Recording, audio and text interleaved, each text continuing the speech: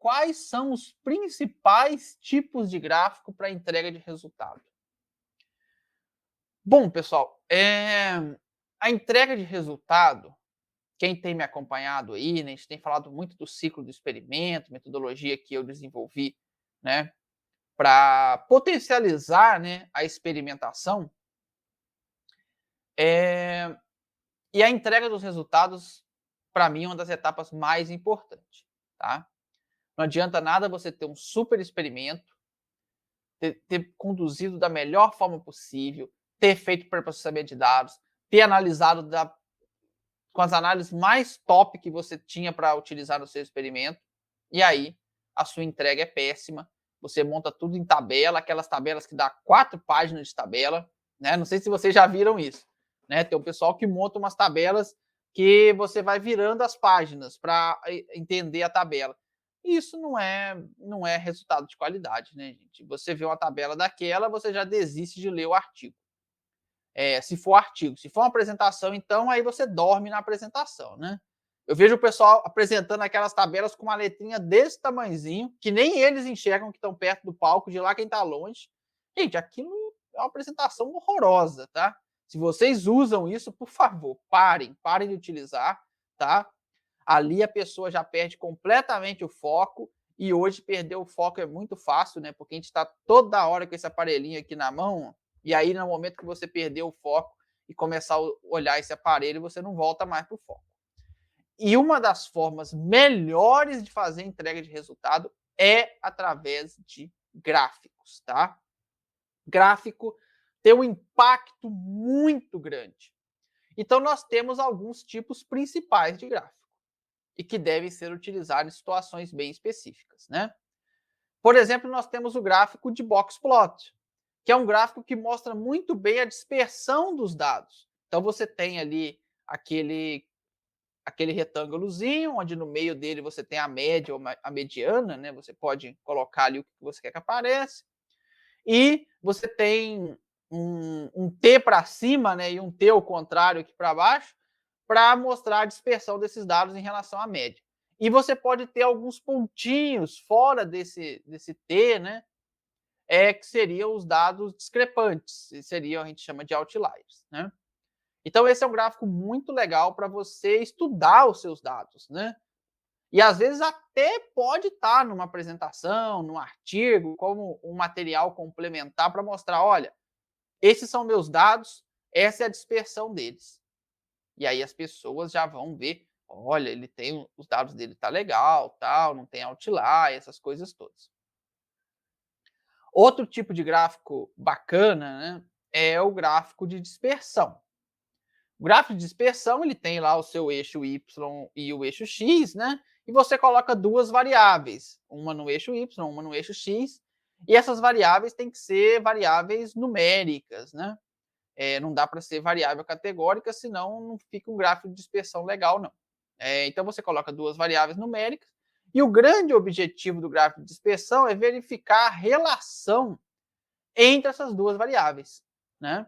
Então, é muito utilizado o gráfico de dispersão em análise de correlação e em análise de regressão, né? Às vezes na regressão a gente coloca os pontos, né, a dispersão dos pontos, e vem com a linha de regressão ou a curva, né, depende de qual regressão você está trabalhando, para a gente ver realmente como que está a tendência desses dados.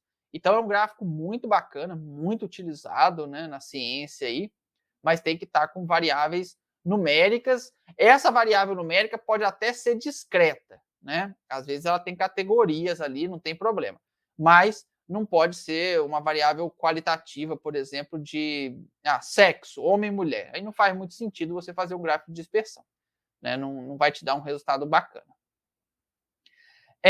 Um outro tipo de gráfico, e esse talvez o mais utilizado, né, é o gráfico de barras, né? Esse a gente vê o tempo todo aí de inúmeras maneiras, na vertical, na horizontal, com várias barras agrupadas, às vezes com uma só, às vezes com várias agrupadas na vertical, né?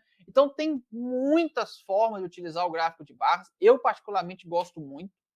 Eu acho que ele nos dá assim, uma informação muito grande quando a gente quer comparar tratamentos. É um gráfico que eu, particularmente, gosto muito. Tá? E é um dos mais, talvez o mais utilizado de todos aí, seja o gráfico de barras. Mas, como eu disse, ele tem várias variações, né? Então, a gente tem que ficar de olho nisso. Bom, temos também o gráfico de pizza. O gráfico de pizza ele é um pouco mais simples, né? Ele vai ter ali uma pizzazinha que vai estar dividida e cada divisão é um tratamento ou é um acontecimento, onde você coloca números, pode ser numérico, pode ser em porcentagem também, da forma que você achar melhor, mas normalmente não tem nenhuma análise estatística junto. Pode até ter, mas na maioria das vezes não. É mais para mostrar a distribuição dos dados também, mas ele é legal, né? Tem muita informação que ela é muito bacana de mostrar no gráfico de pizza, tá? Então, esses são os principais tipos de gráfico, gente. Agora, nós temos também histograma, nós temos mapas. Tem áreas que o mapa é mais importante do que todos esses que eu falei, tá bom?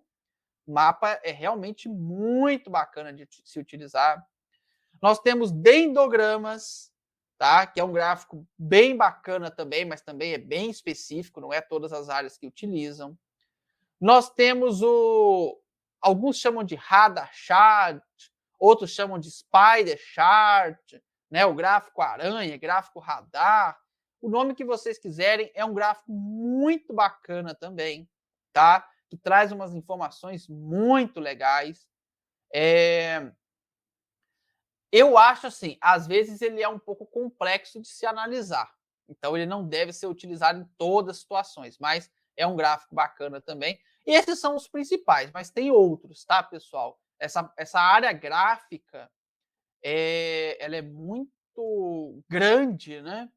E tem que ser muito bem explorada. Principalmente quem usa R, Python aí, dá para explorar muita coisa nessa parte gráfica. Quem usa só Excel, aí não tem como explorar muita coisa, né? Tem que fazer o basicão ali mesmo. Mas quem avança um pouquinho e vai para R, Python, aí consegue ter um avanço muito maior nessa parte gráfica. E em relação ao R, né, até para falar aqui para vocês, nós temos um curso, né, de design de gráficos no R, que te ensina esses gráficos mais básicos, te ensina todos, né? E aí você já começa a dar o pontapé inicial para trabalhar no R com essa parte de gráficos. E essa semana a gente até gravou, tá, pessoal, um vídeo sobre tipos de gráfico. Na semana que vem a gente vai ter um vídeo aqui sobre gráficos de barra para comparação de média. E nas próximas semanas nós vamos ter outros vídeos também em relação a gráfico, porque eu vejo que essa área é muito importante e eu vejo que os pesquisadores não estão ou muito preocupados com isso, ou às vezes falta conhecimento mesmo para avançar um pouco nessa parte da visualização de dados. Então, o meu objetivo é ensinar aqui, né, o pessoal que segue a gente aqui no canal, que é inscrito, a fazer gráfico de qualidade utilizando o R.